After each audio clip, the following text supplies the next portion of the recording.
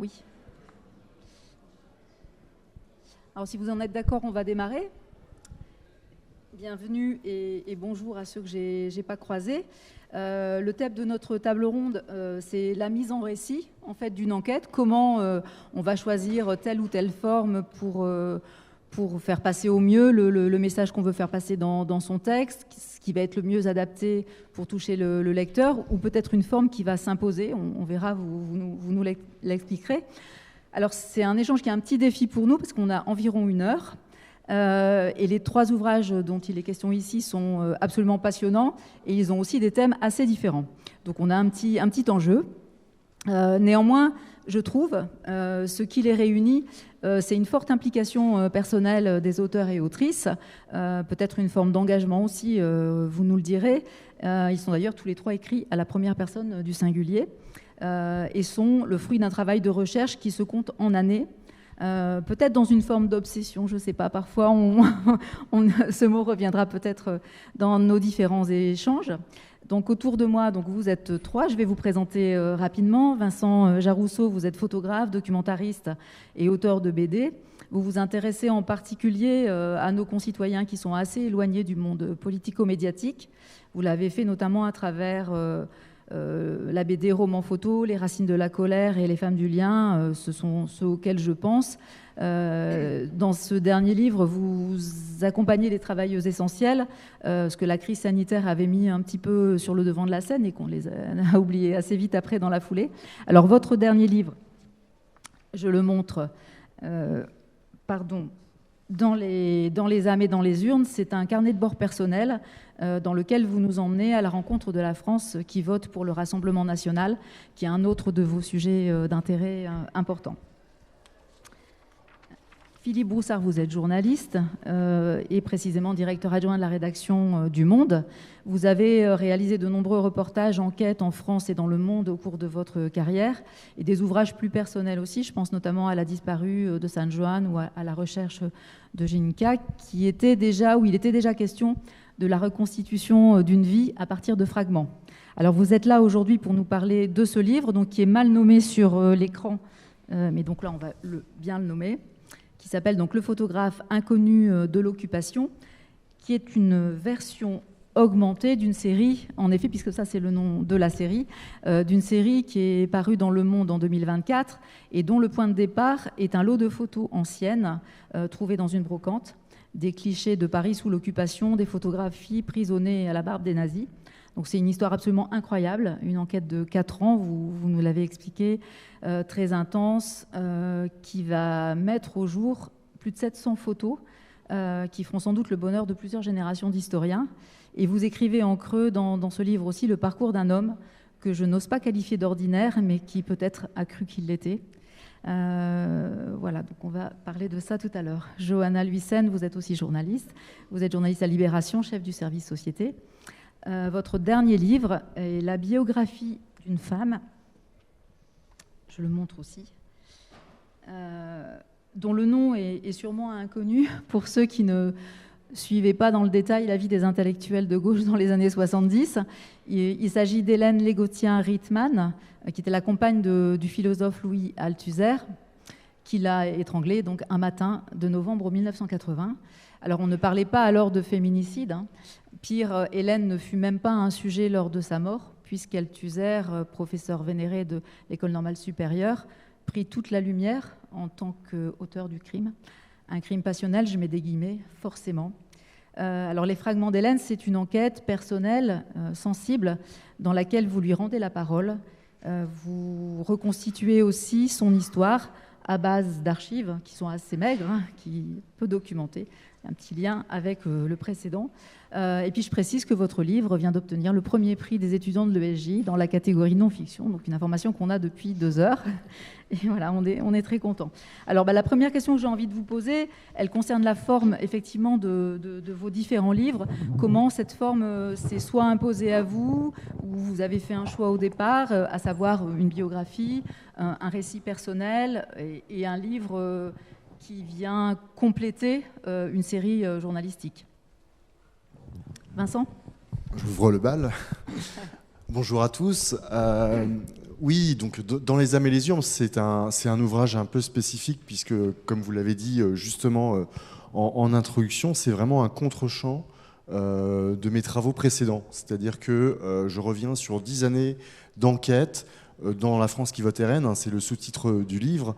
Mais quand je dis je reviens, c'est-à-dire que depuis une dizaine d'années, tous les travaux documentaires que j'ai pu mener, soit sous la forme de romans photos documentaires ou de films documentaires d'ailleurs, hein, ont porté sur une sociologie, sur une géographie aussi, qui m'a amené, pas par hasard évidemment, à aller vers cet électorat. C'est d'ailleurs le point de départ de mon travail, puisque en 2014, au lendemain des élections européennes, où pour la première fois l'extrême droite remporte une élection en France depuis la Libération, je décide avec l'historienne Valérie Higounet de me rendre dans 3 villes gérées nouvellement par le Front National. Donc ça, c'est le point de départ de l'histoire. Puis par la suite, je vais élargir le spectre avec les livres qui vont suivre, hein, comme les Racines de la colère ou Les femmes du lien, où je vais plutôt me centrer sur les questions du travail, des mobilités, des imaginaires, et donc travailler en contact, pas forcément sur la question politique et du vote, mais véritablement à m'intéresser aux gens. Et ce livre, en fait, il est né au lendemain de la dissolution en 2024, où mon éditeur, Laurent Beccaria, aux Arènes, me demande si je veux raconter à la première personne, justement, le fruit de ces enquêtes depuis 10 ans, mais vu de l'auteur, c'est-à-dire et du rapport que j'ai pu nouer avec ces électeurs, puisque ce sont à chaque fois des histoires qui se sont nouées à la fois dans le travail documentaire, mais aussi dans la publication des livres, puisque dans un certain nombre de cas, les protagonistes pouvaient m'accompagner dans les rencontres, dans la promotion des livres. Donc il y a des histoires qui se sont nouées. Des liens aussi. Des liens. Et puis c'est aussi une question de positionnement. C'est-à-dire que moi j'arrive de Paris avec mon appareil photo, mon carnet et mon micro, à Denain, à Fourmies, à Hénin-Beaumont, à Beaucaire. Donc évidemment, je porte, de par ma personne, ma fonction et mon métier, quelque chose de très différent d'un Mickaël qui est routier, qui habite à Denain, d'une Séverine qui était à domicile à côté de Fourmies, au plan sociologique et politique. Donc, vous m'avez même dit, vous aviez tout pour qu'il ne vous apprécie pas. Vous arrivez avec... Je sais que j'ai des attributs, mais qui sont des clichés, on va dire, hein, voilà, qui vont effectivement m'opposer. Et disons que dans Les âmes et les urnes, c'est aussi un livre où je donne ma lecture des choses, et y compris comment je peux être... je cite plusieurs exemples, mais celui-ci me vient en tête, par exemple, au moment de la présidentielle en 2017, quand arrive la mesure annoncée par Benoît Hamon, dans son programme, il porte la question du revenu universel d'existence, dans une ville comme Denain, où on a le plus gros taux de pauvreté en France. Hein, évidemment, cette question m'interpelle, et je la confronte avec les gens que je vois sur place. Et je me rends compte qu'elle est complètement en décalage, en fait, dans la perception, même pour les premiers concernés, par rapport à celle que moi je peux en avoir et que mon entourage sociologique peut avoir. Donc c'est cette résonance entre les deux qui, de manière incessante, en fait, va nourrir aussi le récit. Et à la fin donc de ce voyage, en fait, quand vous êtes retourné sur ces différents lieux, qu'est-ce que vous avez finalement, de quelle manière ça vous a enrichi, vous, comme journaliste? Qu'est-ce qui est arrivé en supplément, j'allais dire, par rapport à ce que vous saviez déjà, puisque c'est des gens que vous aviez déjà rencontrés? C'est un peu ce que j'explique déjà au départ. C'est-à-dire que la démarche, quand en 2014, je décide de faire cette démarche, d'aller vers des gens qui ne pensent pas comme moi, qui m'amènent moi à penser contre moi-même aussi, puisque c'est aussi l'idée. Je ne suis pas là pour juger, et qui je suis d'ailleurs pour les juger. Mais disons que le point de départ, c'est l'envie, quelque part, de sortir de ma zone de confort, de mon environnement immédiat, et de me confronter à cela. Et effectivement, au bout de 10 ans, on a vu complètement, on porte un regard complètement différent sur le pays, sur ses fractures supposées aussi, hein, puisqu'on a un récit médiatique qui entretient beaucoup les fractures françaises. Et en réalité, et c'était un peu le sens d'ailleurs de mon travail sur les femmes du lien, où je travaille à la fois en Seine-Saint-Denis et dans le sud de Avesnois, hein, du côté de Fourmies et d'Avesnes-sur-Helpe, pourquoi je travaille sur ces deux régions, puisqu'on a à la fois des aides à domicile ou des aides-soignantes en Île-de-France qui sont pour la plupart racisées. Et puis, dans la Viennois, on a plutôt des filles du coin, pour paraphraser la sociologue Yael Amselem-Mingui, donc des femmes blanches en fait. Mais en réalité, leurs problématiques sociales, leurs problématiques professionnelles, les questions de reconnaissance au travail sont exactement les mêmes. Donc il y a l'idée, et c'est ça qui va un peu changer et me faire évoluer dans mon regard, et dans ces enquêtes, c'est que finalement, on peut faire mentir d'une certaine manière aussi un récit qui nous a été un petit peu imposé par la France périphérique de Christophe Guilluy et tout ce qui s'en est suivi ensuite. Et le fait d'utiliser la première personne du singulier, c'était donc une première pour vous? Oui, complètement, parce que ça a été une question qui s'est présentée quand j'ai écrit Les Racines de la colère, Les Femmes du lien. Je me suis toujours interrogé sur est-ce que j'existe ou non, voilà. Dans l'histoire, ouais. Parce que, y compris même dans un film, quand on réalise un documentaire, ça peut être un outil pratique finalement de se faire exister dans le récit, y compris pour construire le récit, parce qu'il y a des allers-retours entre l'auteur finalement et les protagonistes. Mais moi, j'avais toujours pris le parti de ne pas exister en fait dedans. Et là, c'est vrai que c'était complètement différent, puisqu'il s'agissait... Enfin, on est vraiment, quand on dit un contre-champ, pour employer un vocabulaire photographique, en l'occurrence, c'est un contre-champ. Et donc forcément, s'il y a un contre-champ, le contre-champ, celui qui regarde, forcément, il existe dans le récit. Alors Philippe, donc dans le livre, vous utilisez la première personne du singulier, oui. Ce qui n'est pas le cas, ce qui n'a pas été le cas dans les colonnes du Monde. Non, ça se fait pas du tout dans les colonnes du Monde, non, pas du tout. Merci de m'accueillir ici. Alors par où commencer? C'est un peu compliqué parce que c'est un exercice de résumé plus que complexe. Résumer plus de 4 ans de ma vie en quelques minutes, c'est pas évident.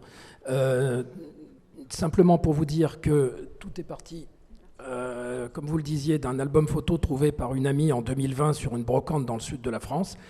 Un album contenant 377 photos prises à Paris entre 1940 et 1942, en pleine occupation, alors que c'était totalement interdit par les Allemands. Et vous inquiétez pas, je vais répondre à votre question. Oui. Je ne suis pas en train de vous refaire toute l'histoire. C'est juste pour vous dire que cet album a une particularité, c'est que vous apercevez une petite fiche qui était sur la première page. Et cette fiche, alors c'est pas la peine, je la connais à peu près de mémoire, mais en gros cette fiche disait en substance: à la Libération, j'ai récupéré un lot important de photos prises par un promeneur parisien, sans préciser son nom. Il a eu le courage de les prendre, ayez le courage de les examiner. Suivait un tout petit paraphe, une toute petite signature. Donc mon amie Stéphanie Collot, qui trouve l'album et qui est passionnée de photos, m'appelle en me disant: il y a là un mystère extraordinaire. Qui a composé cet album? Qui nous dit avoir trouvé ces photos à la Libération et en avoir composé un album? Et l'autre question, surtout la plus importante, qui était le photographe? Or, tous les historiens interrogés l'ignorent. Donc je suis face à un mystère. Donc l'enquête commence, et l'enquête va durer plus de 4 ans. Et si vous voulez, et là j'en viens à votre question, il arrive un moment où dans ce genre d'enquête, ça devient tellement, tellement vertigineux, tellement personnel, quasi obsessionnel, que je me suis dit, pour bien en rendre compte au lecteur, il faut l'entraîner dans cette quête, cette enquête qui est aussi une quête. Voilà, c'est cela. Et la quête, vous le savez tous, en journalisme comme dans d'autres manières de raconter des histoires, c'est essentiel. C'est le moteur d'un film, c'est le moteur d'un livre, c'est le moteur de quelque chose. En l'occurrence, j'ai voulu d'abord que ce soit le moteur de la série publiée dans Le Monde, donc j'ai pris délibérément cette forme de séquençage des articles avec une sorte de la suite au prochain épisode. Ça, c'était la version Le Monde, en 5 articles, plus 1 par la suite. Et puis, quand la question du livre s'est posée, très vite en fait, parce que j'ai récupéré après la publication beaucoup d'autres éléments, là, tout naturellement, j'ai basculé dans l'utilisation de la première personne. Ça me paraissait évident parce que c'est comme ça qu'il fallait raconter cette histoire. Pour moi, en l'occurrence, ce n'était pas la première fois que j'utilisais le jeu. Dans d'autres livres, qui sont aussi des livres de quête et d'enquête, j'ai déjà utilisé le jeu. Donc là, je l'assume totalement. La première fois que je l'ai utilisé, il y a une quinzaine d'années dans un autre livre, ça a été un basculement important pour le journaliste que je suis d'utiliser le jeu. Maintenant, c'est plus une question que je me pose. Et sur ce sujet-là, vous me disiez qu'il y avait un projet de documentaire, donc encore une autre forme. D'autres formes de récits, où il y a un projet de documentaire, peut-être aussi un projet, même sans doute aussi un projet d'adaptation sous forme de BD pour toucher un autre public. Mais dans l'immédiat, la priorité, c'est le livre. Ok. Alors Johanna, la première personne, effectivement, dans ce livre, c'est la première fois que vous employez la première personne dans un livre? Alors non. J'avais écrit un livre en 2022 qui s'appelle « Si je veux, mère célibataire par choix », où je racontais ma construction de mère solo par choix et comment j'avais déconstruit l'idée de faire un enfant, mais pas forcément avec un homme, pour le coup. Donc j'étais déjà habituée à ça, mais c'était une sorte de récit très personnel qui n'était pas tellement journalistique. Ensuite, j'ai écrit Mère solo, le combat invisible, qui est un livre très journalistique, pas du tout à la première personne, sur les difficultés socio-économiques qui se dressent devant les familles monoparentales en France, qui sont représentées par des femmes dans 82% des cas et qui représentent un quart des familles et qui est un angle mort total de beaucoup de politique et d'un regard en général aussi. Donc ça, c'était classiquement journalistique, disons. Et pour les fragments d'Hélène, c'est une histoire très différente, mais ça rejoint un peu celle de Philippe Broussard, c'est qu'au départ, c'est un article. Cette histoire, j'ai d'abord raconté, au tout début de l'histoire, je suis tombée sur un livre d'un politiste québécois qui s'appelle Francis Dupuy-Derry, qui s'appelait Althusser assassin, qui a été publié dans une maison d'édition québécoise, les éditions du Remue-Ménage. C'était un tout petit livre. Et quand j'ai vu ce titre, j'ai été frappée. Parce que je me suis dit, cette histoire du meurtre d'Hélène Rittmann par Althusser, je la connaissais depuis des années. Elle me trottait un peu dans la tête comme un truc profondément dérangeant dans la manière dont elle avait été racontée. Et je la gardais comme ça. Et quand j'ai vu ce livre paraître, je me suis dit, c'est le moment d'en parler parce qu'il faut ce droit d'inventaire-là sur ces récits, en fait. Et donc, à l'été 2023, automne 2023, je commence à me lancer dans... Et au début, je me dis, je vais faire un petit compte-rendu du livre de Francis Dupuy-Derry. Ça commence vraiment comme ça. Je me dis, bon. Et puis, en fait, plus je plonge dans le truc, plus je me dis, non, il ne faut pas faire un compte-rendu. Donc, je vais voir les je leur dis, il faudrait plus faire une double page ou un truc comme ça, parce que je pense que c'est quand même une bonne histoire. Plus je retrouve des gens, des choses et des trucs... Je me dis, non, en fait, ça vaut une. Et là, ils me disent, ah bon, t'es sûr et tout, cette vieille histoire que tout le monde a oubliée. Je dis, si, vraiment et tout. Et je me bats un peu et je la fais passer entre Noël et Nouvel An. Ah ouais. Quand on est bien sûr qu'il n'y a rien. Et donc, le 26 décembre, 2023, ça apparaît dans Libération en une. Et là, je me dis, c'est bien parce qu'en fait, de ce petit point de départ du livre de Francis Dupuy-Derry, je retrouve des témoins qui sont capitaux, qui est que cette femme, dont on avait toujours dit qu'elle désirait quelque part la mort que Louis Althusser lui avait magnanimement donnée, cette femme, en vérité, avant de mourir à 70 ans, elle était engagée bénévolement dans un grand projet de sociologie ouvrière. Elle avait décidé de parcourir toute la France à ses propres frais, d'ailleurs, de la Lorraine à Dunkerque, en passant par là où elle a fini une grande partie de sa vie, du côté de Martigues, Fosse, Port-de-Bouc, donc l'étang de Berre. Elle rencontre là-bas des communistes qui font ce projet de mémoire ouvrière avec elle, etc. Et en fait, elle n'a pas du tout envie de mourir, elle n'est pas du tout dans cet état que décrivaient tous les observateurs bien avisés et amis de Althusser. Et ce qui fait que, et des personnes qui n'avaient pas parlé depuis 40 ans et qui, en fait, avaient essayé de parler il y a 40 ans, que personne n'a voulu écouter il y a 40 ans, parce que tout le monde les a un peu regardés comme les pecnos du coin qui, en fait, n'avaient rien à dire sur cette histoire. Et donc, je les fais parler et ils me racontent qu'en fait, je vois que le mécanisme du féminicide se dessine. Il la harcèle au téléphone, elle est très inquiète. Lui, il est très malade, il est bipolaire depuis des années. Il est régulièrement interné. Et quand elle part, en fait, elle précipite son départ. Elle part en train de nuit en catastrophe parce qu'il est en crise et qu'il n'est pas bien. Et elle part angoissée. Et il raconte tout ça en disant qu'en fait, voilà, elle devait partir 3 jours plus tard et que c'était pas du tout... Et donc, je raconte ça et dans un article et de manière assez classique. C'est-à-dire, je prends mes témoins et je prends beaucoup de témoins de l'époque qui me racontent qu'effectivement, peut-être que le regard qu'ils ont eu à l'époque sur cette histoire, peut-être qu'en effet, on n'avait peut-être pas la connaissance qu'on a aujourd'hui de certains phénomènes de société, etc. Bon.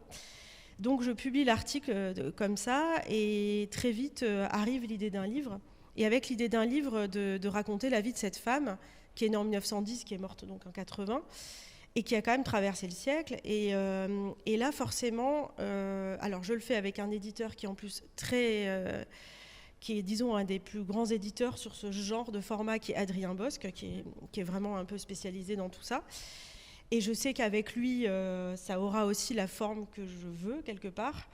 Et surtout, je me dis, de toute façon, pour raconter la vie de cette femme avec aussi assez peu d'éléments, parce que de fait, les archives restent maigres. C'est une femme qui a été invisibilisée toute sa vie, donc fatalement, il y a peu de choses. Je me suis dit, c'est un portrait fuyant, il va falloir accepter que ça ne soit pas quelque chose de... Il y aura beaucoup de choses qui ne seront pas là. Il y aura peut-être des archives aussi qui ne me diront pas tout. Ça a été le cas notamment avec une de celles que j'ai traitées, qui est les archives du Parti communiste, où en fait on a les documents, mais en fait qu'est-ce qu'ils disent, c'est encore autre chose. Et puis qu'est-ce qu'il n'y a pas dans les archives, qui n'a pas été mis dans le paquet d'archives. Tout ça, toutes ces questions-là, je me suis dit, il faut faire un livre qui soit aussi réflexif sur la démarche qu'on peut avoir, également 45 ans après un meurtre, qui on est pour le raconter, qui je suis moi comme femme avec le parcours que j'ai aujourd'hui, etc., pour raconter cette histoire du monde d'hier. Vous dites que vous avez beaucoup hésité d'ailleurs, que vous ne vous sentiez pas forcément légitime, enfin que c'était une question autour de cette femme de dire à un moment je vais raconter sa vie et qui je suis. J'avais des hésitations à m'improviser biographe et à me dire effectivement, on n'a pas tout, et puis et quand bien même on a tout, je pense que certainement que les biographes se posent cette question-là aussi, de qu'est-ce qu'on peut aussi parfois, il peut nous échapper des choses de la vérité d'une personne, y compris avec des milliers et des milliers de documents.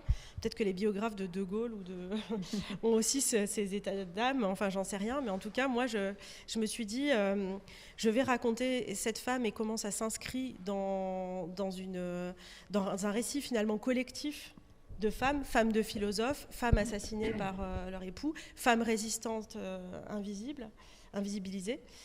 Et donc forcément, ça impliquait un peu de moi et un peu de mon parcours et de comment parfois aussi je pouvais avoir certains automatismes de me dire il ne faut pas que je la sacralise ou que j'en fasse aussi une sainte parce qu'elle est invisible. En fait, elle peut aussi être un peu nulle parfois, comme nous tous.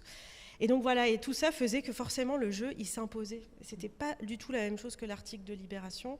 C'était quelque chose où forcément, il y avait quand même une sorte de dialogue entre moi et moi qui cherchais des choses sur Hélène. Et où on voit effectivement l'avancée de l'enquête, les écueils, comment les choses se mettent en place. Ouais. Donc aujourd'hui, on parlerait très clairement de féminicide. À l'époque, on n'employait pas ce terme. Vous expliquez que tous les marqueurs sont là et que globalement... l'environnement, le milieu dans lequel évoluait le couple a eu une grande importance en fait au moment de sa mort, c'est-à-dire dans la manière dont l'histoire a été relatée. Bah oui, parce qu'elle a été relatée au point de toute façon, elle n'avait pas de nom, c'est-à-dire qu'on ne la nommait pas dans les articles suivant sa mort. Elle est à peine citée comme la femme d'Althusser, donc... Elle n'a pas de nom quand il est écrit, il est mal orthographié, ce qui est une constante dans sa vie d'ailleurs, et ce qui fait que tout est très compliqué avec cette femme, c'est que son nom est mal écrit tout le temps. Alors son nom de naissance, c'est Rittmann. C'est ça, son nom, oui. L'égotien ou sien Le Gaussien, c'est le nom de résistante. Son nom de résistante. Et Althusser, bon, j'utilise pas, vous imaginez bien que j'ai plutôt évité d'utiliser ce nom, même s'ils se sont mariés. Ils ont vécu ensemble très longtemps, ils se sont mariés plutôt sur la fin. Plutôt sur la fin, et bon, c'est vrai que forcément, j'avais pas très envie d'utiliser ça. Mais oui, dans la manière dont ça a été raconté et la manière dont... là aussi, je voulais que ça soit réflexif sur la manière dont on raconte les faits divers aujourd'hui, parce que ça a quand même considérablement changé, il faut quand même le dire. Et justement, ces marqueurs dont on parlait tout à l'heure, toutes les enquêtes qui ont été faites sur les féminicides, etc., ont permis de relever ces éléments et de montrer que dans chacune des situations, on retrouve effectivement du harcèlement, de l'invisibilité, enfin voilà, tous ces éléments-là. Elle avait aussi acheté un appartement, donc elle avait a priori un projet de poursuivre sa vie. Un projet d'émancipation, paraît... effectivement, qui arrive assez souvent. Et donc c'est souvent aussi à ce moment-là que... Et c'est à ce moment-là qu'il y a un passage à l'acte. Mais c'est vrai que dans le traitement médiatique, on a lu après sa mort dans un article, on dit il aurait dû l'étrangler il y a bien longtemps, dit en off un observateur avisé. Et c'est vrai qu'aujourd'hui, quand bien même le traitement médiatique parfois de ces affaires, surtout parce que ça, la clé dans cette histoire, c'est évidemment la célébrité et l'importance qu'avait Althusser dans le monde intellectuel français, parce qu'il avait... C'était pas forcément un homme très riche, mais en tout cas symboliquement, il était extrêmement puissant. Et donc, ça a un impact quand même sur la manière. Donc, encore aujourd'hui, quand des gens très célèbres sont accusés de violences sexuelles ou de meurtre, il reste encore des automatismes, mais pas au point qu'on écrive il aurait dû l'étrangler il y a bien longtemps. Je pense qu'on a quand même passé un cap. Et depuis la parution du livre, est-ce qu'il y a des choses qui se sont passées, des retours que vous avez eus, puisqu'on en a parlé pour votre livre, enfin la parution dans Le Monde, puis après le livre, il y a d'autres éléments qui arrivent, etc. Est-ce que vous avez eu d'autres témoignages? J'ai eu des témoignages sur des choses que j'avais pas forcément détaillées dans le livre, mais qui sont toujours très intéressantes, qui est par exemple, des féministes du MLF qui sont venues me dire à quel point elles avaient essayé de dire des choses et qu'elles avaient l'impression qu'elles étaient inaudibles au moment de cette affaire, parce qu'en fait, personne ne voulait les écouter. Et moi, on m'a beaucoup demandé en rencontre, mais que faisaient les féministes? Pourquoi elles disaient rien? Et en fait, c'est pas qu'elles disaient rien, c'est que personne n'écoutait, en fait. Et c'est vrai que je me rends compte aussi dans certains articles de presse qu'il y a eu des gens pour se dire que c'était quand même un traitement horrible. Mais encore une fois, il faut que la société soit prête. Et là, c'est là où, quelque part, mon livre, il est aussi quelqu'un qui travaille dans un service société, d'un journal, et qui dit, encore une fois, libérer la parole, c'est bien, mais c'est quand même l'écoute. Et donc, c'est ce sujet-là aussi, avec cette histoire d'Hélène, que je voulais traiter, quoi. Et alors, l'enquête, vous l'avez faite sur quelle base? Vos sources documentaires, vous avez travaillé à l'IMEC? Travaillé à l'IMEC, l'Institut Mémoire des Éditions Contemporaines à Caen. Il y a tout un dossier qui est encore au nom de Louis Althusser, et dans lequel on trouve des éléments sur Hélène, qui sont des lettres privées, de la correspondance privée, parce qu'il avait gardé ses lettres. Sa famille n'a pas voulu récupérer ses affaires à Hélène quand elle est morte. Donc c'est resté chez Althusser, et quand Althusser est mort, tout est parti à l'IMEC au bout d'un moment. Et donc il y avait... personne n'avait vraiment tellement consulté mais en tout cas écrit sur le contenu de ces lettres. En fait, ça n'avait pas fait l'objet de grand-chose, sachant qu'en 2011, Grasset et l'IMEC éditent les lettres à Hélène de Louis Althusser. Donc on a 800 ou 900 pages de lettres à Hélène sans aucune réponse d'Hélène. Donc je me suis dit... Ces lettres existent. Ces lettres ont été publiées avec une préface de Bernard. Mais les lettres d'Hélène, elles existent? Elles existent. Oui, elles existent. Elles existent, et non seulement elles existent, mais parfois elles répondent, quand on lit les lettres à Hélène, où on se dit où est la personne à qui il s'adresse comme ça tout le temps, de toutes ces années? C'est incroyable, existe-t-elle seulement? Et en fait, on se rend compte que parfois elle répond même à des choses qu'il lui dit dans ses lettres.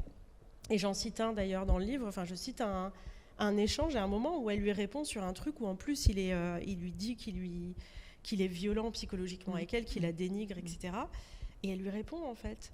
Et personne ne s'est dit en 2011 que ça serait quand même pas mal, éventuellement, de mettre une petite place à la personne. Mais en fait, à l'époque, le récit était encore très construit autour de la figure du grand philosophe fou qui, dans la nuit, la folie avait surgi au point qu'il avait fait quelque chose, il avait commis l'impensable, etc.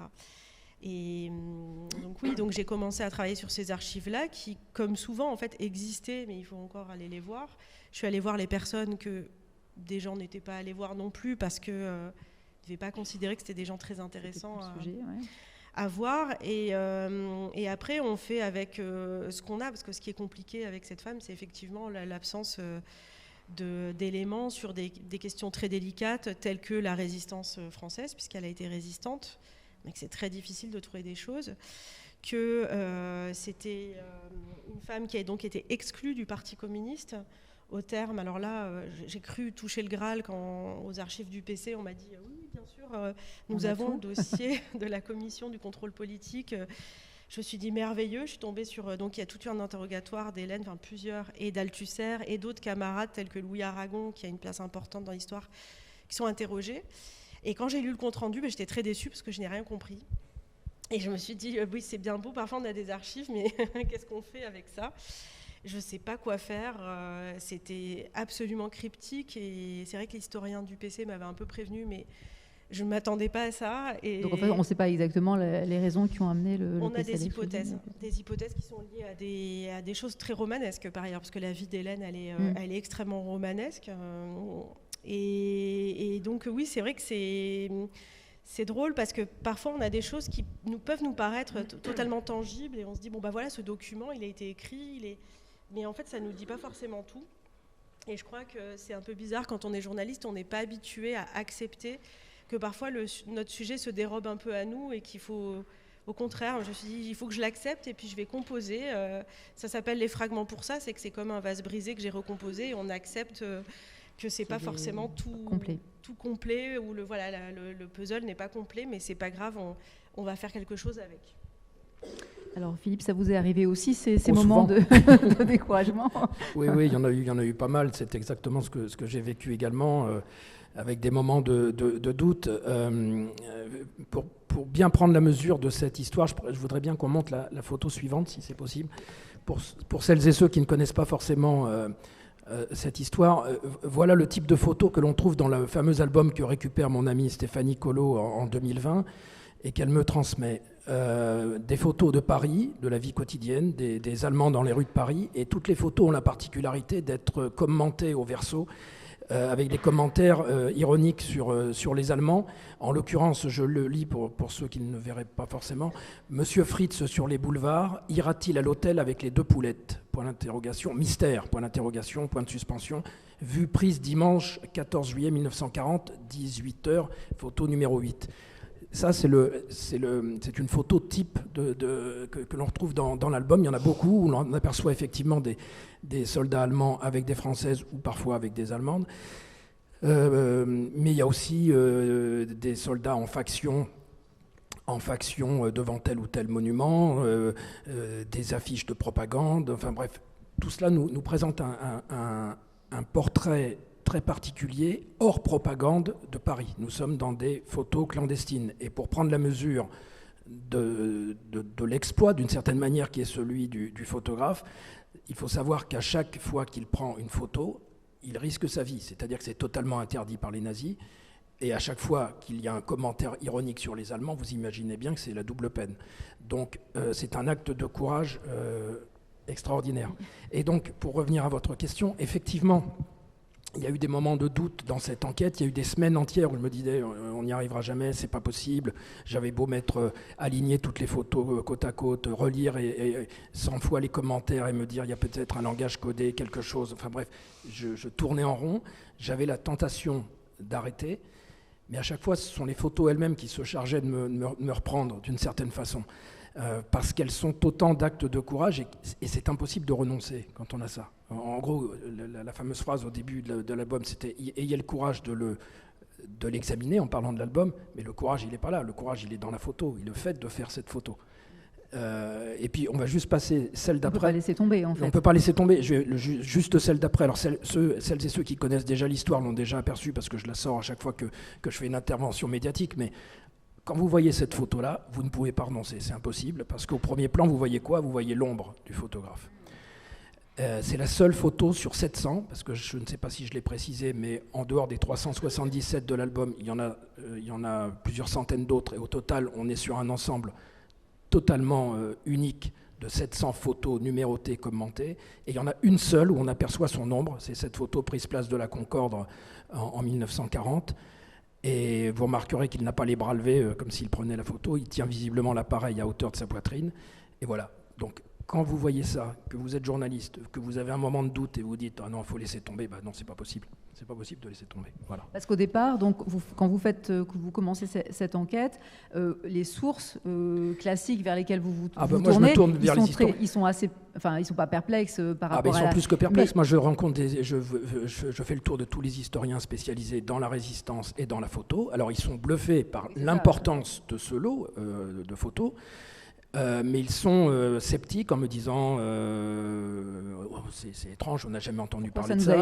Pourquoi ça nous a échappé ? Je n'en ai pas entendu parler dans les réseaux de résistance, alors qu'ils commencent à prendre des photos le 30 juin 1940. Les Allemands sont présents depuis 2 semaines à Paris, ce qui veut dire qu'ils commencent très tôt. Donc les spécialistes de la résistance me disent mais à cette époque-là, il n'y a pas de réseau encore constitué, le musée de l'homme va arriver, mais ce n'est pas encore tout à fait le cas.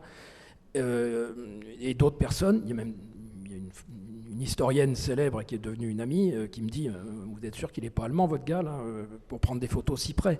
Voilà. Donc il y a des moments de doute, y compris, et j'ai dû me la poser la question, et je la pose dans le livre, est-ce qu'il n'était pas si proche des Allemands que quelque part il n'était pas un peu collabo.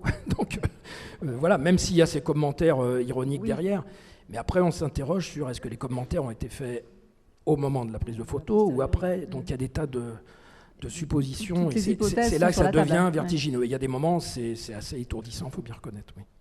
Et alors donc la publication de l'enquête n'est pas programmée, c'est-à-dire que vous faites tout ce travail pendant plusieurs années. Là, ça a joué aussi dans le mode de récit. On revient à la première question, c'est-à-dire que pendant toutes ces années, j'ai enquêté pendant près de 4 ans, et puis il est arrivé un moment, quelque part, ça avait nécessité tellement d'investigation et d'implication, et à chaque fois que j'en parlais à quelques collègues, pas beaucoup, au journal, ils me disaient « mais il faut que tu la racontes, cette histoire, c'est extraordinaire ».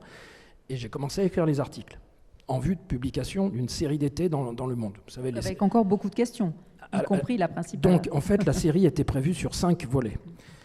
J'ai commencé à écrire les 4 premiers volets sans avoir découvert le Graal absolu, qui était le nom du photographe. J'avais quand même le nom de la personne qui a fait l'album, qui a composé l'album, le fameux qui nous a laissé un petit message, « Ayez le courage de les examiner ». Lui, je ne vous dirai pas qui c'était, mais je l'ai identifié. Et donc, j'écris les 4 premiers papiers, des longs formats pour les étudiants en journalisme, c'est 4 fois 20 000 signes, donc c'est du lourd, avec des photos évidemment. J'écris les 4 premiers, et en me disant, pour le 5e, là on est au mois d'avril, parce que les articles, il faut les préparer longtemps à l'avance pour publication l'été, en me disant, le 5e volet, ce sera une sorte de bilan, de round-up général, voilà ce que j'ai, voilà ce que je n'ai pas, aidez-moi.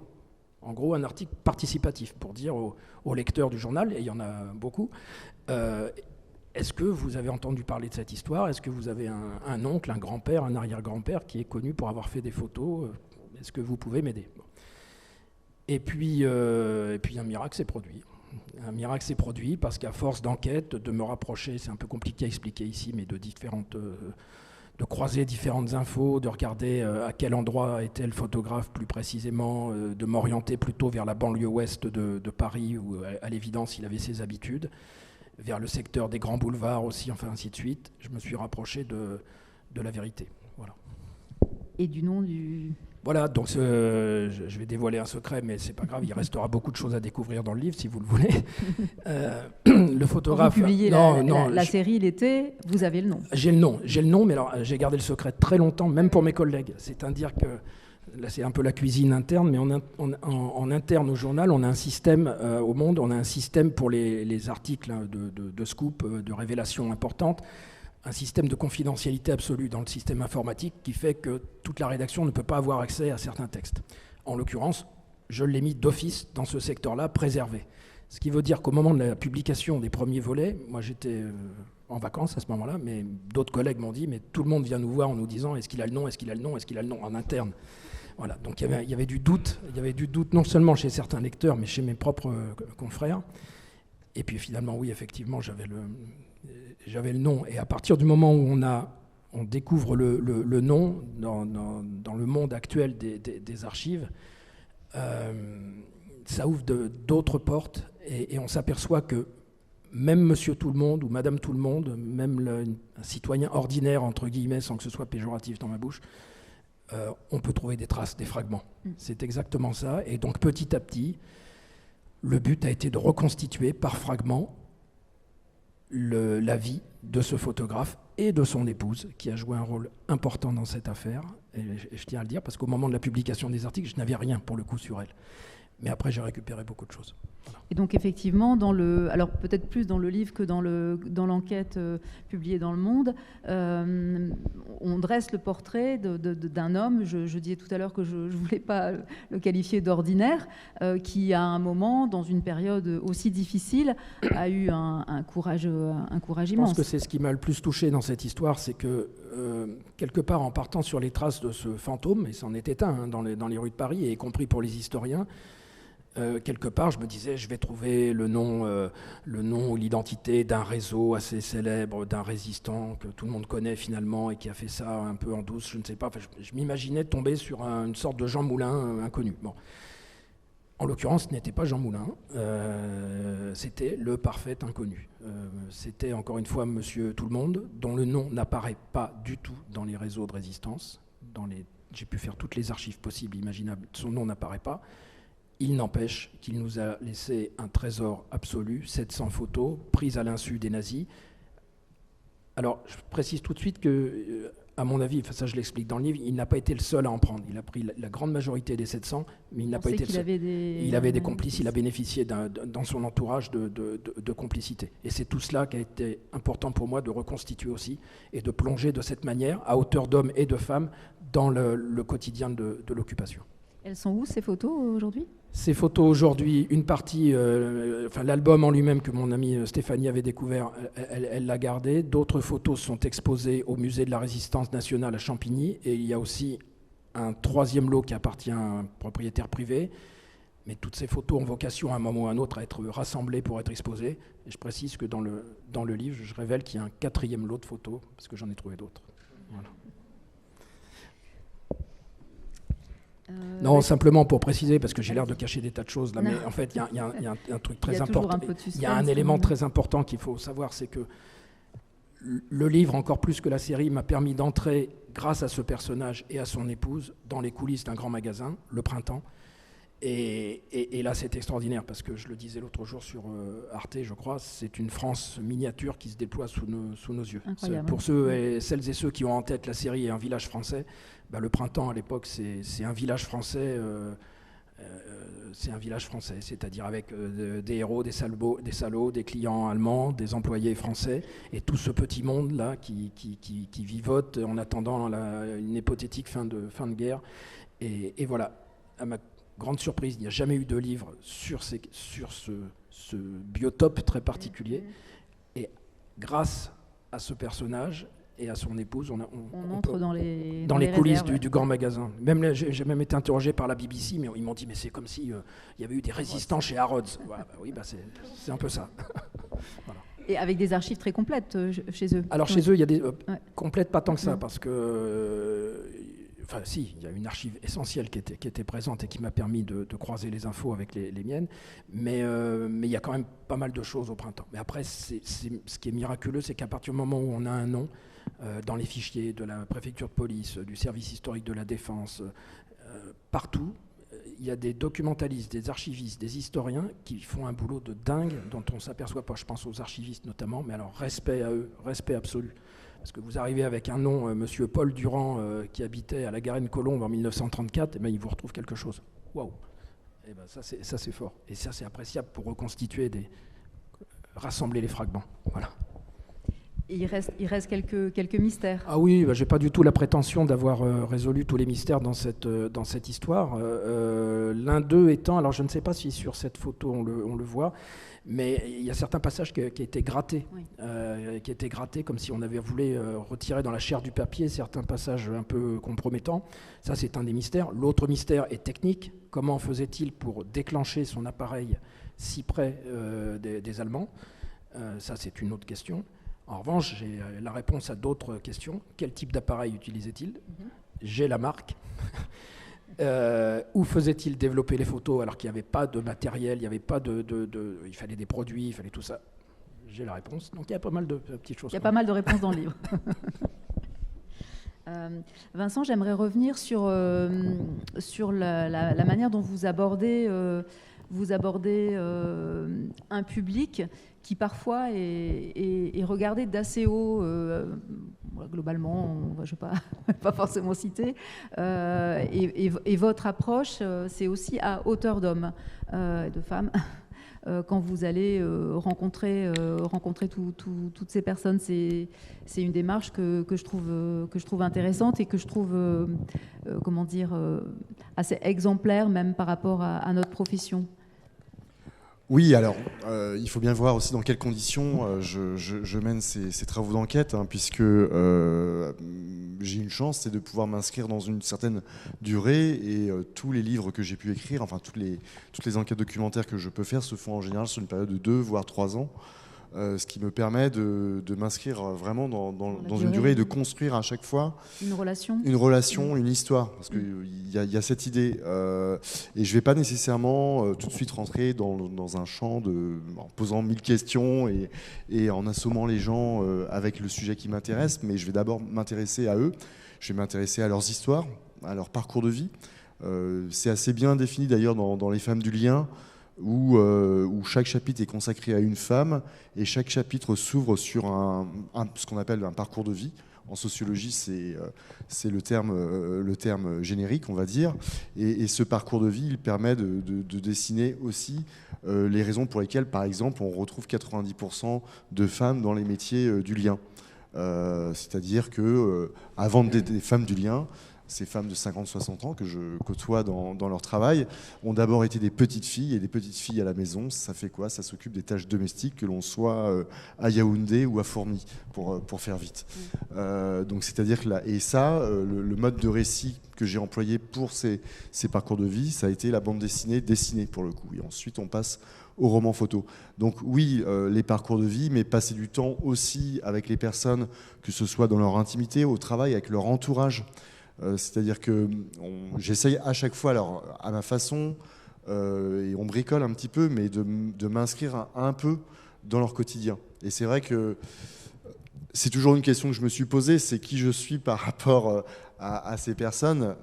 Mais quand on est amené à s'intéresser à quelqu'un dans son travail, qui n'a jamais eu l'occasion finalement de parler à un journaliste, ou même finalement dont les fonctions sociales font que de manière générale on s'y intéresse pas beaucoup, assez rapidement, ce qui s'est souvent dessiné notamment sur les Racines de la colère et Les Femmes du Lien, c'est que je me sentais attendu à chaque fois que je venais au bout d'un certain temps, parce que je venais de manière épisodique, hein, c'est-à-dire de manière mensuelle, en général en passant une journée, voire 2 journées à la suite. Et au début, il y avait une forme d'hostilité ou de non-envie de vous rencontrer, de parler? Ça dépend des personnages, ça dépend des intentions, ça dépend des projets. Pour les Racines de la colère, au départ, l'objet de recherche, c'était, je travaillais sur les mobilités. C'est un projet qui naît au cours de la présidentielle en 2016-2017, à l'automne et pendant l'hiver, et paradoxalement avec la candidature d'Emmanuel Macron. Il avait écrit son petit livre Révolution, dans lequel il y a un chapitre consacré à la question de la mobilité. Et moi, ce qui m'intéressait, c'était d'aller questionner cette notion de mobilité, qui était d'ailleurs présente dans le nom de son mouvement, En Marche, avec un point d'exclamation.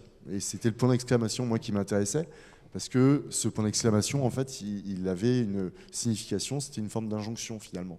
Il faut bouger pour s'en sortir, il faut traverser la rue pour trouver du boulot. Et il l'a dit plusieurs fois. Et Emmanuel Macron, le Emmanuel Macron de 2017, il incarnait cette France de la mondialisation, du flux, du mouvement permanent, qui finalement s'inscrivait en faux et d'une certaine manière en opposition avec la France de Denain. Pour résumer, et la France de Denain, c'est quoi? C'est une histoire d'un bassin industriel comme il y en a 100 autres en France, hein, qui a connu donc une désindustrialisation assez violente et brutale au tournant des années 80, qui s'est jamais véritablement relevé de cela.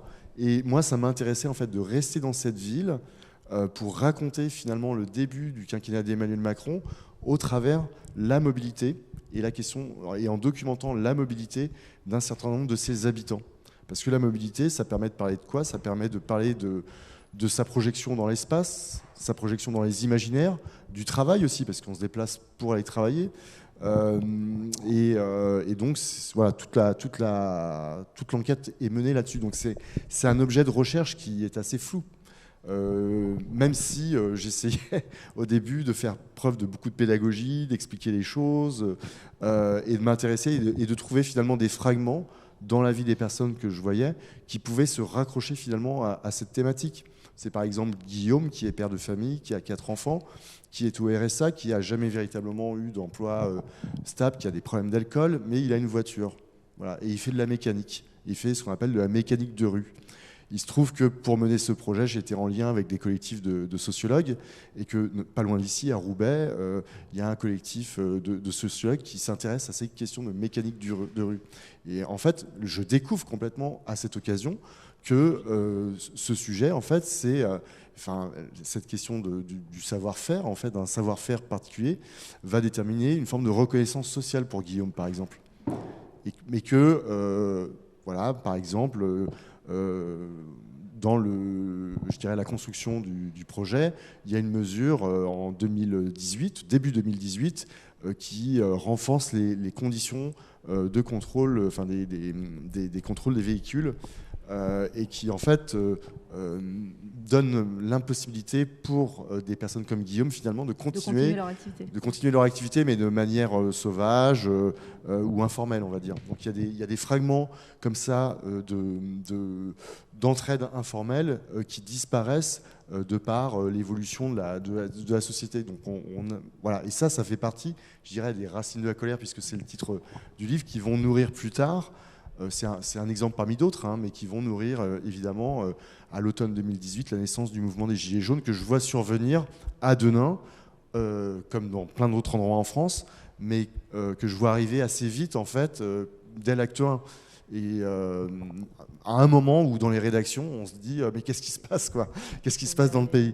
Voilà, donc c'est sûr que dans le rapport, là, selon les enquêtes que l'on mène, effectivement, avec les personnages que l'on va suivre, on va tisser des liens à chaque fois un peu différents, mais l'idée à chaque fois, c'est toujours le sujet, le projet que l'on construit qui guide en fait nos enquêtes. Et je pense que c'est toujours. On parle d'obsession depuis tout à l'heure, mais ce qui nous tient toujours. Même quand c'est difficile, même quand on enquête, je ne sais pas moi, sur le vote, par exemple, d'extrême droite, c'est l'objectif que l'on a au bout et c'est d'arriver finalement à trouver les réponses, et quelles qu'elles soient, que ce soit une enquête d'investigation ou une enquête, dans mon cas, qui est beaucoup plus sociologique en fait. Après, ce qui est important, là j'en profite parce que j'imagine que dans la salle, il doit y avoir des étudiants ou des futurs étudiants en journalisme. Je pense qu'il y a un point commun entre nos trois livres et nos 3 démarches, c'est le temps. C'est-à-dire que le temps de comprendre les gens, de les écouter, de gagner leur confiance, le temps d'enquêter, d'aller chercher des archives. Alors c'est un luxe absolu dans notre métier, mais ça change tout. Ça change tout parce qu'on s'aperçoit que le rapport aux autres est différent, que d'un seul coup des gens, si vous apprenez à les connaître, ils vont vous aider à un moment ou à un autre. Alors c'est pas forcément intéressé dans la démarche, mais ce que je veux dire, c'est que c'est vraiment essentiel de se laisser du temps. Alors, je suis bien placé aussi en tant que chef au monde pour savoir qu'on n'a pas toujours le temps de donner du temps à nos troupes, mais autant que possible, quand on peut, c'est essentiel. Il y a une question aussi de crédibilité vis-à-vis de ses interlocuteurs, c'est-à-dire que quand vous avez eu du temps, vous avez préparé, vous savez de quoi vous parlez. Les gens sentent tout de suite si vous êtes venu pour passer en coup de vent un quart d'heure, prendre 3 notes, et voilà, ou si vous revenez 3 fois et vous prenez un café. Ce qui est légitime de toute façon, c'est en effet, c'est quand on revient, c'est quand on vient et qu'on revient. Moi, du scepticisme, oui, j'en ai toujours connu, et toujours au début. Mais le fait de revenir et de quelque part, ne pas décevoir les promesses, c'est ce qui va nous légitimer. Voilà. Et l'autre élément, mais tu l'as dit, mais qui est absolument essentiel, c'est l'écoute. L'écoute, c'est central. Et quand vous commencez à écouter les gens, d'une certaine manière, se sentir écouté, c'est extrêmement important, notamment pour des gens qui ne l'ont jamais été, ou très peu. Et derrière, c'est beaucoup plus facile ensuite de travailler. On m'a posé la question à plusieurs reprises. Quelle est, d'après vous, la qualité première d'un grand reporter ? Alors, j'ai souvent dit, il y a l'écriture, il y a des tas de choses comme ça, mais c'est secondaire. Quand on y réfléchit bien, je dirais c'est aimer les gens. Voilà, je pense que ça résume bien les choses. Et j'aime bien cette histoire de temps parce que c'est vrai que moi aussi je travaille dans un quotidien où on est tout le temps. Enfin, je sais pas. Hier j'ai écrit un billet en 1 heure à peu près, très très vite. Et donc on est dans un truc tout le temps. Ça n'arrête jamais et tout. Et j'étais un peu stupéfaite quand j'ai travaillé sur Hélène pour ça, de voir, et notamment la question du monde des archives, qui n'est pas du tout dans le même rapport au temps que nous. Et du coup, c'est très étrange quand on est journaliste, mais quelque part, ça fait du bien, en fait, de sortir, de s'extraire un peu de nos vies. Et moi, je me souviens qu'entre le moment où j'ai demandé à consulter l'ordonnance de non-lieu de cette affaire et le moment où je l'ai eu, j'ai calculé que j'avais eu le temps de faire un enfant, en fait. Et je me suis dit, c'est extraordinaire. J'étais pas enceinte, et puis quand j'ai lu le truc, je venais d'accoucher, quoi. Donc vraiment, je me suis dit, c'est fou. C'est fou le temps que ça prend et à quel point c'est un monde. Mais en fait, quand on est dans la presse tout le temps, dans cette espèce d'urgence permanente, ça nous rend humbles, en fait, aussi. Je sais pas, c'est un autre rapport aux choses, en fait. Mais enfin, pour compléter ce que tu dis, c'est vrai que, moi par exemple, là, je mène un projet sur l'enseignement professionnel et l'apprentissage.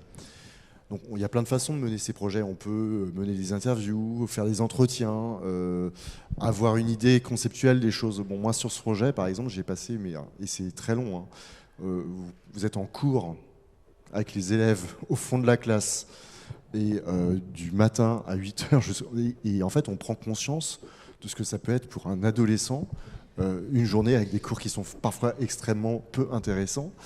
Il faut le dire, non mais et quand on va renouveler, moi parce que c'est une opération que j'ai renouvelée tout le temps, mais le fait de le vivre en fait avec. Alors de temps en temps, moi je me lève pour faire quelques images en cours, parce que faire de la photographie en classe, parce que j'aime saisir ces ambiances, c'est aussi quelque chose. Mais en fait, c'est aussi vivre l'expérience d'une certaine manière avec les personnes qui va vous rendre crédible vis-à-vis d'elles, et qui va, je pense aussi, donner un semblant de vérité à ce que vous proposez. Quand je vais passer une journée dans le camion avec Mickaël, qui est routier par exemple, dans les Racines de la colère, et que je vais réitérer la chose la nuit, le jour, etc. C'est pareil, c'est des journées qui sont très longues, ça permet l'échange, mais ça permet de se rendre compte aussi de ce qu'est un quotidien. Donc j'aime pas employer cette... Enfin si, il y a une émission, un talk show qui s'appelait Vie ma vie, mais le Vie ma vie, je trouve que ça reste encore extrêmement pertinent, que ce soit pour des journalistes, des élus d'ailleurs, hein, qui ne savent pas forcément comment leurs propres employés travaillent, ils y vont assez peu. Mais la question de l'expérience, du partage de l'expérience, parce que ça reste un partage, est essentielle. Et en effet, pour cela, il faut aimer les gens. Et dans votre démarche, je pensais à cette question tout à l'heure, vous partez avant, parce que vous faites référence à des travaux de sociologie, etc., vous partez d'abord un peu vierge de tous ces éléments qui ont été, ou bien les deux sont un peu mêlés, comment... parfois c'est difficile quand on a déjà... non, moi j'aime bien quand même partir avec un peu de matière. Même si ça reste théorique, mais sur tous mes projets, j'ai eu préalablement des entretiens, soit avec des sociologues comme Christelle Avril pour l'aide à domicile, ou des historiens, ou des professionnels aussi du secteur, y compris quand j'ai fait Les Femmes du Lien, j'avais besoin de dessiner. Moi, j'aime bien avoir définir un périmètre aussi de travail, donc je suis assez sensible à la géographie de mes projets. Parce que la géographie c'est important et c'est une géographie sociale, donc ça suppose quand même en amont un travail de documentation. D'accord. Je vous propose de vous passer le micro si vous avez des questions. Et voilà, il est là-bas. Merci.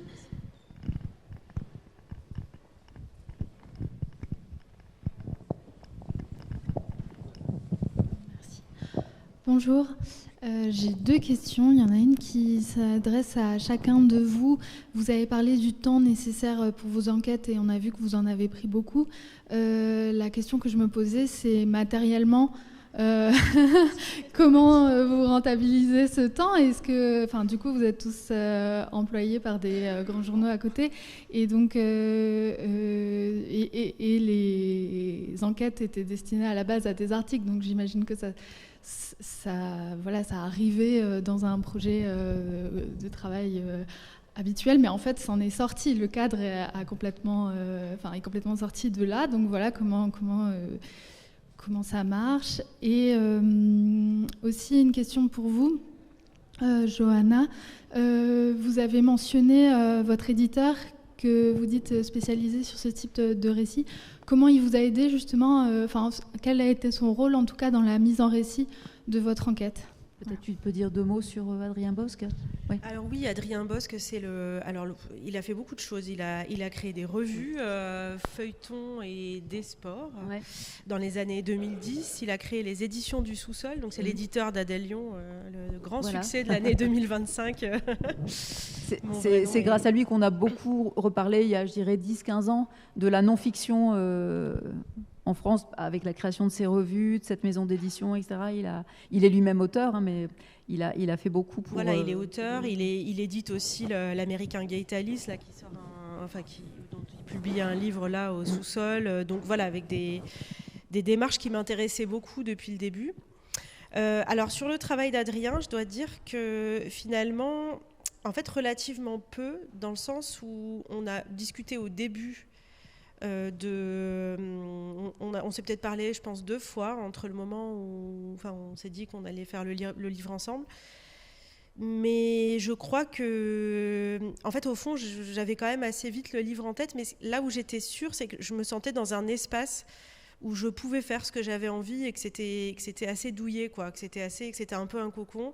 Et c'est dans ce sens-là que je trouve qu'il a été important, c'est de me dire que quoi que je fasse, ça serait possible ou ça serait OK, ou on en discuterait si jamais ça lui plaisait pas. Mais donc de fait, ça n'a pas été crucial dans l'élaboration du livre. Je l'ai vraiment fait seul. Mais en revanche, de savoir que c'était avec lui et dans ce cadre-là, ça m'a quand même donné quelque chose, de me dire, de lâcher un peu des choses, quoi. Donc et je crois qu'assez vite, j'ai quand même trouvé l'espèce de voix que je voulais avoir pour ce livre. Et à partir du moment où je l'ai trouvé, je me suis dit, c'est bon, je vois le fil que je vais tirer. Mais j'ai quand même été surprise sur la route, parce que forcément, dans sa vie et dans l'enquête, qui se faisait quand même aussi encore entre-temps, parce qu'encore une fois, il y a des documents que j'attendais depuis des mois. Donc en écrivant, il y a des choses qui arrivaient, etc. Parfois, ça a pris d'autres détours. Enfin, je me suis vraiment laissée surprendre par cette histoire et par cette femme, en fait. Sur les conditions matérielles, c'est une excellente question. C'est très important d'en parler. Moi, je suis salariée à Libération depuis 11 ans. Donc j'ai écrit ce livre entre mon congé maternité, qui a quand même rien du congé, comme nous savons tous, et ma reprise au travail, et dans des conditions qui étaient quand même un peu acrobatiques, parce que en fait ça se faisait sur mon temps libre qui était assez limité, avec un nourrisson et une fille de 5 ans par ailleurs, mais enfin c'est quand même des conditions importantes à détailler. Et donc ça s'est fait vraiment sur à peu près chaque moment disponible, le soir, le week-end, et sur parfois quelques RTT, puisque j'ai cette chance d'en avoir, puisque je suis salariée d'une entreprise. Donc, mais j'ai pas vraiment posé de moment, j'ai pas pris de sans solde, j'en avais pas tellement les moyens, pour être honnête. Donc ça s'est fait comme ça, mais avec aussi ce confort absolu d'avoir mon métier d'origine, enfin, qui est d'être à Libé, et de me dire je fais ce que je peux et j'espère y arriver à temps, mais j'avais pas cette pression aussi de me dire je fais que ça et il faut que j'y arrive, quoi. Donc c'est quand même très confortable, j'ai mon salaire à la fin du mois et c'est extrêmement confortable comme situation, j'en suis bien consciente et je sais que je suis privilégiée. Mais c'était sport quand même. Pour ma part, oui, effectivement, je vous ai dit que ça avait nécessité entre 4 et 5 ans d'enquête, mais pendant 4 ou 5 ans, je n'ai pas fait que ça. Comme vous le disiez tout à l'heure, je suis directeur adjoint de la rédaction du Monde, donc je fais partie de l'équipe de direction, avec plusieurs missions. L'une d'elles est de piloter le pool des grands reporters que vous connaissez tous, Florence Aubenas, Ariane Chemin, Raphaël Baquet, Annick Cogent et d'autres. De piloter aussi ce qu'on appelle dans le format papier les pages horizon, donc les pages d'enquête, les longs formats, et les séries, notamment les séries d'été. Les séries d'été au Monde, c'est entre 45 et 60 séries chaque année, ça fait 240 papiers. Enfin bref, tout ça pour dire que j'ai pas mal de boulot, mais j'ai aussi la chance d'être dans un grand journal et qui m'a laissé la possibilité de temps en temps de faire des déplacements pour cette enquête.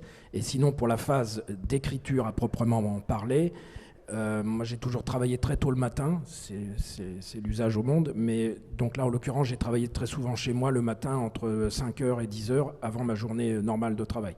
Bon, c'est un rythme particulier, mais là n'a pas la plus grande difficulté. Physiquement il faut tenir le coup. La plus grande difficulté elle est là, elle n'est pas dans le physique. C'est le temps de cerveau disponible, c'est l'obsession, c'est le sujet auquel on pense en permanence, même quand on est en conférence avec des collègues en se disant mais tiens, telle photo, là, il faudrait peut-être que je la regarde encore, j'étais ailleurs.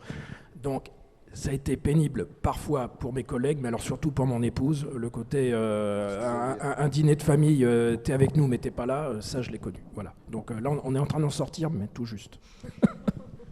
Vincent, les conditions matérielles, vous êtes indépendant? Oui, moi je suis indépendant, donc je ne suis pas rattaché à une rédaction. Je ne sais pas à la fin du mois ce que je vais gagner, mais j'ai beaucoup de chance parce que j'ai quand même un éditeur extrêmement fidèle et aidant.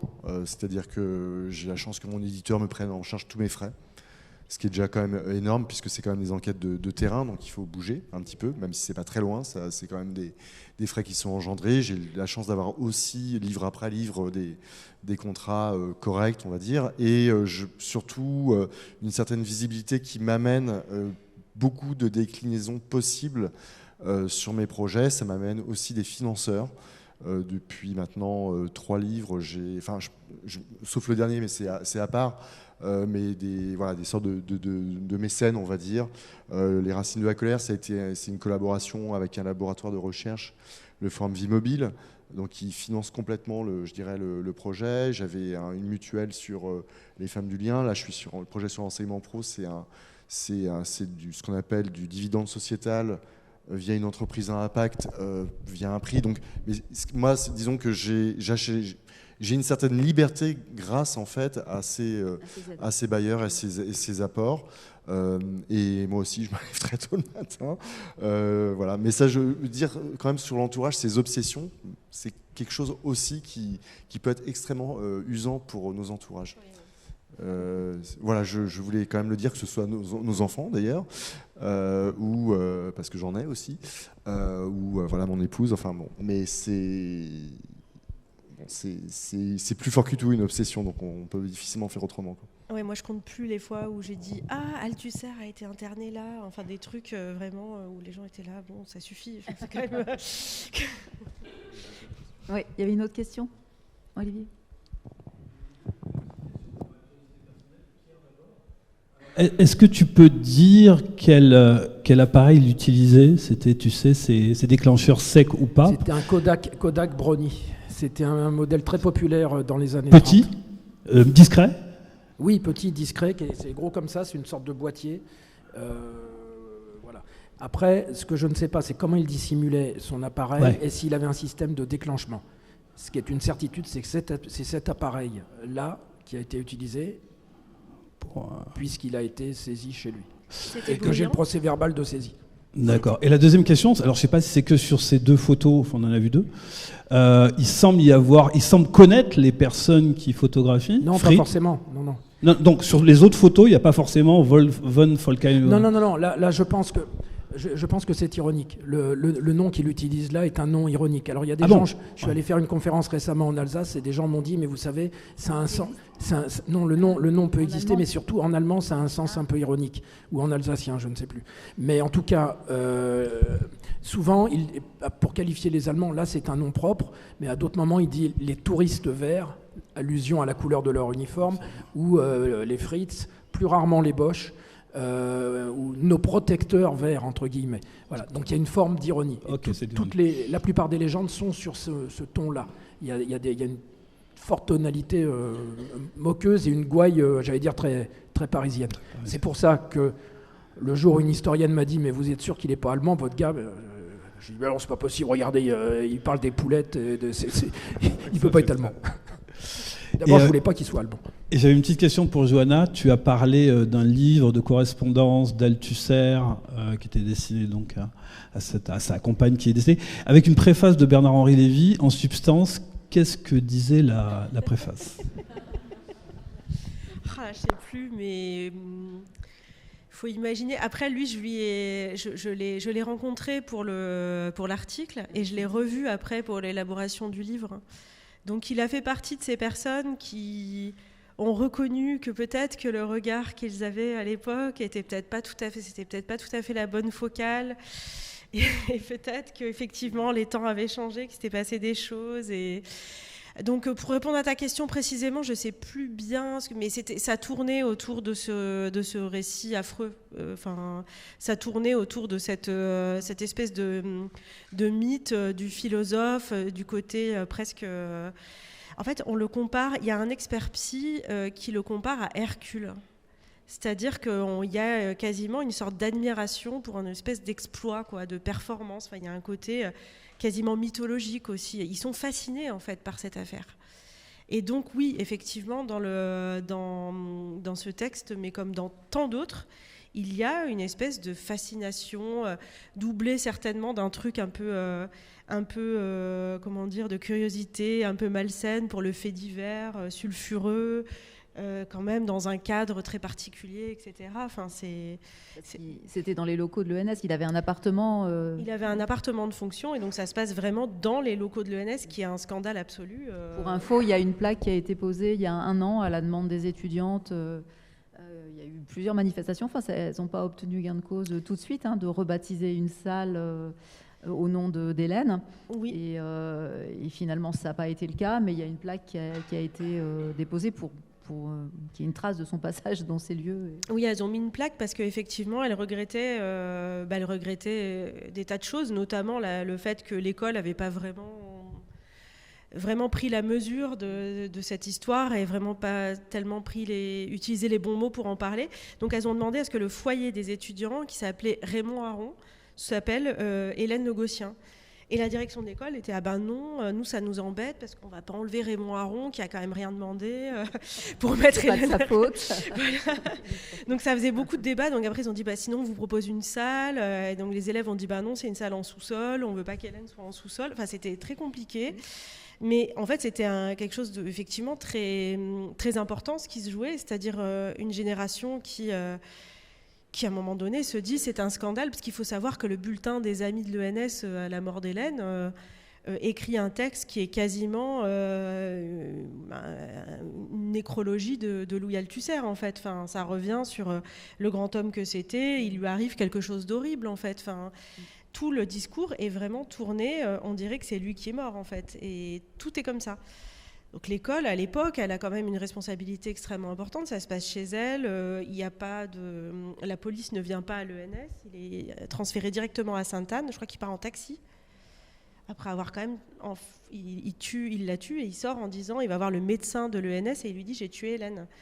C'est quand même peu commun que les choses se passent comme ça, même pour quelqu'un qui est en état visible de démence, parce que j'ai mis aussi du temps à obtenir le dossier médical de Louis Althusser, et il dit beaucoup de choses sur l'état de la psychiatrie en France entre... là, à l'époque, c'est 47-80. Parler de Yael... Comment ? D'Adalion tout à l'heure. C'est ça, c'est un peu la même chose. Donc, effectivement, ça dit beaucoup de choses, mais on voit bien... l'école avait forcément une manière de raconter les choses qui n'était pas du tout adaptée à la réalité de ce qui s'est passé. Donc oui, je trouve ça passionnant que le sujet existe aussi encore dans des générations de personnes qui ont une vingtaine d'années et qui veulent pas que cette histoire reste comme ça. Est-ce qu'on a d'autres questions ? Bon, je pense que... c'est bon. Alors j'avais plein de questions à poser à Vincent, mais on a discuté tout à l'heure. Oui, ce sera possible encore de discuter avec les trois auteurs. Et j'aime bien la notion de prendre son temps pour comprendre les gens. Il faudra en parler à Rachid Dati qui met des gilets jaunes pour faire éboueur en une heure, mais bon, peu importe. J'ai plutôt une question pour Philippe Broussard. En fait, j'ai découvert votre enquête et j'ai fait un parallèle qui est un peu osé sur la découverte des photographes et la manière dont ils ont travaillé. Il y a une enquête mondiale qui fait beaucoup de bruit en ce moment, qui concerne la photo de la petite fille au napalm, oui. Qui a été faite en 1972, qui remet en cause le titre, l'auteur. L'auteur. Et d'ailleurs, je crois que le WordPress lui a été pour le moment suspendu. Est-ce que ça a du sens de faire une telle enquête? Et probablement que oui, mais est-ce que ça a du sens de la médiatiser autant, d'en parler autant, au risque de finalement discréditer le symbole de cette photo? Là, vous parlez vraiment de la photo de la petite fille. Oui. La photo qui a été attribuée, qui est revendiquée par Nick Hutt aujourd'hui. Notre but ultime en tant que journaliste, c'est d'avoir la vérité. Donc si jamais il y a un doute sur l'auteur de cette photo ou son cheminement, je pense qu'il faut lever ce doute et trouver la vérité, quoi. Est-ce que pour autant, ça n'a pas un risque? Parce que ça prend une ampleur fantastique aujourd'hui. Hein. Est-ce que le regard du grand public sur cette photo risque pas de changer pour le coup?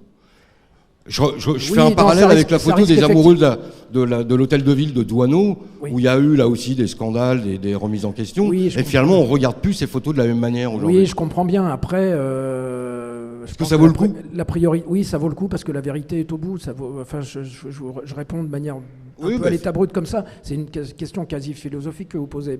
Mais effectivement, je pense qu'il faut aller à la vérité. Donc, quitte à détruire une sorte de mythe, effectivement, pour moi, c'est pas un problème. Mais c'est pas le mythe de Nick Hutt, en l'occurrence, c'est plutôt le mythe de la photo, moi, qui Oui, je sais bien. C'est l'impact que ça va avoir. Et après, c'est pas la même chose. Quelle était l'attitude quelle était l'attitude de cette petite fille? Est-ce qu'elle fuyait vraiment? Enfin, il y a eu des tas de questions autour de. On en a fait d'ailleurs dans le Monde plusieurs fois des articles. Annick Augean qui avait fait une série. Annick avait fait une série. Elle a retrouvé la petite fille. Enfin, la petite fille qui est devenue une dame, bien sûr, et qui aujourd'hui encore, elle, a son propre scénario sur toute cette histoire. Mais encore une fois, moi, je reviens à la base et c'est la vérité. Donc c'est la ligne de conduite. C'est peut-être un peu sec comme réponse, mais voilà, c'est une réponse de journaliste. Merci. Je la prends comme telle. Mais tu voulais compléter? Non, pas du tout. Parce que Douaneau, l'histoire, c'est que c'était pas une photo prise sur le vif, mais a priori plutôt des personnes qu'il a mis en mise en scène, voilà, des comédiens, etc. Mais bon, après, ça me permet de rebondir sur quelque chose. Les photos, en l'occurrence, là, les fameuses 700 photos, je les ai regardées des centaines de fois. Et pour beaucoup de ces photos, on est dans une forme de constat, c'est-à-dire qu'il prend une photo, encore une fois, ce n'est pas un professionnel, c'était un amateur. Passionné, un amateur éclairé, mais quand même. Et il saisit Paris telle que la ville est à cette époque-là. Mais on est dans une forme de constat. Ce sont les commentaires plutôt qui lui donnent une dimension plus politique à son geste. Mais si vous voulez, ce qui m'a intéressé dans cette démarche, pour reprendre un terme qui était employé tout à l'heure, c'est davantage le hors-champ que ce qu'on voit. Ce qu'on voit, c'est le côté spectaculaire de la chose. Mais ce qu'il y a derrière, qui était la personne derrière l'appareil, l'entourage de la personne derrière l'appareil, le contexte de l'époque, ça m'a intéressé. Donc je pense que sur les photos, ce qui est important pour nous, journalistes aussi, c'est de nous poser la question en permanence du hors-champ, ce qu'il y a avant et autour. Voilà. Eh bien exactement, il y a toute une histoire derrière. Oui. Alors bonjour à tous, donc merci à vous trois de vous montrer présents aujourd'hui et merci pour vos œuvres, encore bravo, elles sont toutes très intéressantes. J'aimerais simplement revenir sur l'œuvre du coup de Vincent Jarousseau. Au travers de votre présentation, vous avez employé le terme se faire exister, une expression que je trouve assez particulière. Vous vous êtes posé la question de vous demander si vous aviez le droit d'exister au travers de votre rédaction, au travers de votre enquête. Et donc ma question, elle se portait plutôt sur l'impact que vous avez voulu avoir au travers de cette œuvre, dans la manière dont les lecteurs allaient s'immiscer dans l'histoire, dans cette démarche-là. Est-ce que vous avez plutôt souhaité que ces lecteurs se reconnaissent en vous et en comprennent donc toute la complexité de cette démarche, les différents enjeux qui étaient présents, ou bien plutôt qu'ils finissent finalement par se mettre dans la peau de ces gens-là qui vivent un peu reclus à l'écart des grandes villes et donc pas souvent présentes au sein du grand public et au sein des médias? C'est une très bonne question. C'est une très bonne question parce que c'est vrai que ce livre, le dernier, hein, Dans les âmes et les urnes, par rapport au précédent, a une dimension personnelle plus affirmée, enfin et revendiquée. Et c'est vrai que quand on écrit un livre, quel qu'il soit, je pense qu'on a toujours en tête, on se pose toujours la question qui va le lire et comment il va impacter quelque part ce livre. Le sujet, c'est le vote RN. Ce sont les électeurs du Rassemblement national. Donc évidemment, moi je ne suis pas neutre par rapport à ça et je ne m'en cache pas, je le dis dans le livre. Et d'une certaine manière, c'est un peu une invitation. Et c'est aussi comme ça que je me pose. C'est-à-dire que si j'existe dans cette histoire, c'est aussi au travers du regard que je porte sur ces électeurs, mais ça vaut aussi dans les deux sens, c'est-à-dire aussi ces électeurs vis-à-vis de moi, mais à travers moi, d'une certaine manière, c'est les gens de la ville, c'est les gens qui ont fait des études supérieures, c'est le camp des sachants qu'ils détestent, le monde des journalistes, des politiques, des magistrats, etc. Puisque, si vous voulez, le vote aujourd'hui, c'est d'abord non pas les électorats se déterminent pas forcément par rapport à une adhésion à un programme, mais plutôt par un sentiment d'appartenance à un groupe social ou non. Et en l'occurrence, dans le cadre du Rassemblement national, où on a une sociologie qui se distingue dans le vote de par son niveau d'études, qui globalement est plus bas que l'ensemble des autres électorats, on est dans une sorte de sentiment d'appartenance finalement à ceux qui se sentent le plus éloignés du camp des sachants. Et le RN a réussi dans sa stratégie à incarner cela, certainement aussi parce qu'ils n'ont jamais exercé le pouvoir. Donc exister à travers ce livre, c'est aussi une invitation pour ceux qui le lisent, et celles et ceux qui vont le lire sont plutôt des gens qui me ressemblent, qui habitent les centres-villes, puisqu'on le voit, même si pour le coup c'est un livre qui tourne énormément dans les petites villes, dans les villages. Moi j'étais avant-hier dans le Périgord noir, invité par une librairie dans un village de 1500 habitants, et c'est venu de tous les villages environnants, il y avait une 60aine de personnes, et il y avait tout, y compris des électeurs du RN. Donc finalement, voilà, on voit qu'on balaye un peu plus large. Mais ceci étant, il y a une portée politique quand même dans ce livre, qui est une façon de dire, vous avez en face de vous des électeurs du Rassemblement national, c'est pas forcément des fascistes, c'est pas forcément des racistes, c'est peut-être d'abord des gens qu'il faut écouter avant de leur vendre quelque chose, quoi. Ah oui, mais alors, moi, tous mes livres, de toute façon, là où ils se situent, je les présente systématiquement dans les territoires.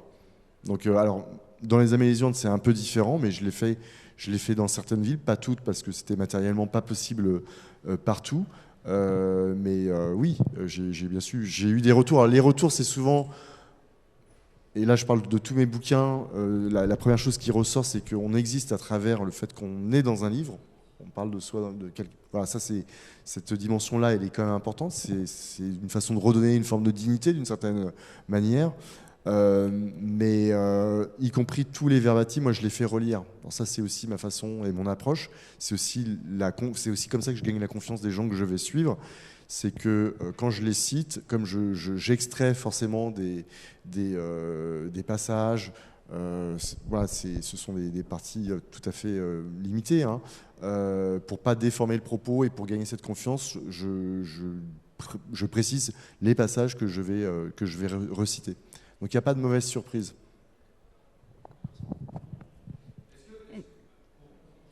Une dernière question. J'ai une dernière question parce que le temps nous est compté.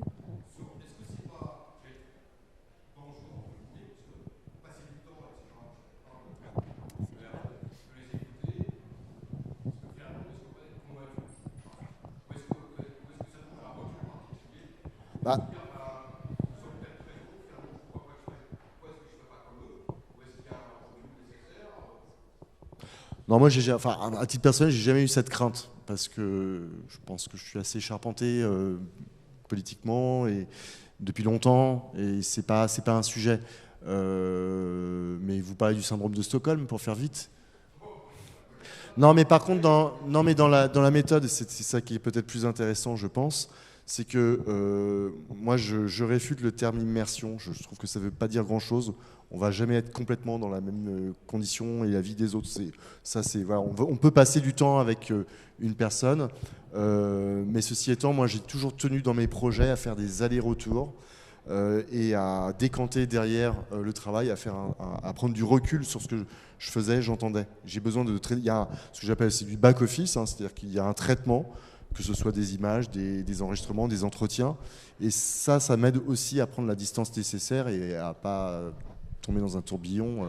Voilà. Même si je suis quand même assez sûr de moi, mais voilà. Merci à vous pour cette conversation. Merci à vous. Donc vous pouvez continuer à discuter, bien sûr, avec les auteurs et autrices. Et à 16h, il y a une dernière conférence sur le journalisme en zone de conflit à l'international.